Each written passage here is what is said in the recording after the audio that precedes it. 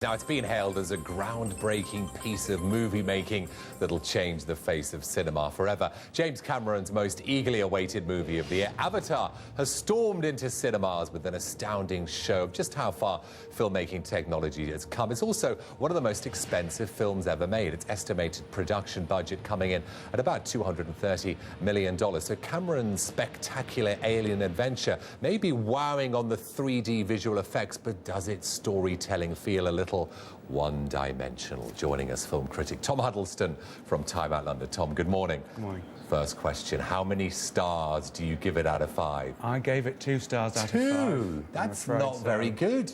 What's wrong with it?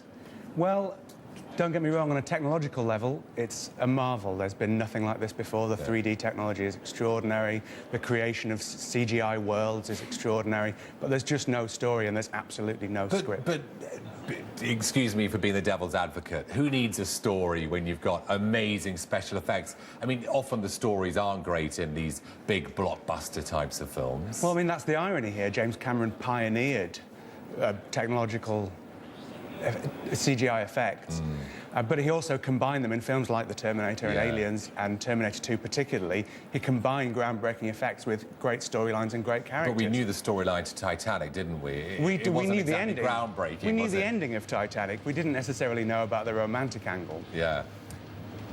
The cost of it. I mean, there's all sorts of estimates, aren't there? I mean, how much did this film cost? And add on the marketing budget as well. What does it need to make to break even? Well, conservative estimates, $230 million. Yeah. Apparently, with the marketing budget, it's somewhere more like $500 million. I think that Fox will break even. I don't know if they're going to have the massive success that they're hoping for. The reason Titanic made so much money was because people kept coming back.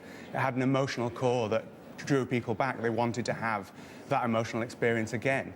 Avatar doesn't have anything like that. People may return once, but it's a purely visual experience. I don't think people are going to be coming back to see these characters again, to visit this world again. You know, there are those films in our life that you remember for the way that they've pushed the bounds of technology forward. Jurassic Park, The Abyss, Terminator 2 and so forth. I mean, does it raise the bar? Are filmmakers now going to have to raise the bar in what they produce, directors?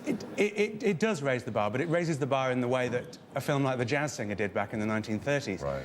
That was the first film to use sound, but it's not remembered now as a particularly good film. It's certainly not looked back on as any kind of classic. Yeah. The same with, say, The Phantom Menace, the first of the Star Wars prequels. That did incredible things with CGI environments and characters, but it's not looked back on as a particularly great film. I think that'll be the case with Avatar. I think 10 years from now, we'll remember it as a groundbreaker, but not as a particularly great film. Do you have to see it in 3D? I mean, it's in 2D absolutely. and 3D. I mean, is there a big difference between watching it on 2 and 3D? I haven't seen it in 2D, so I couldn't say. But 3D, it's an amazing experience. The 3D does certainly add to it. It's not the kind of 3D where there's spears and arrows shooting at you out of the screen.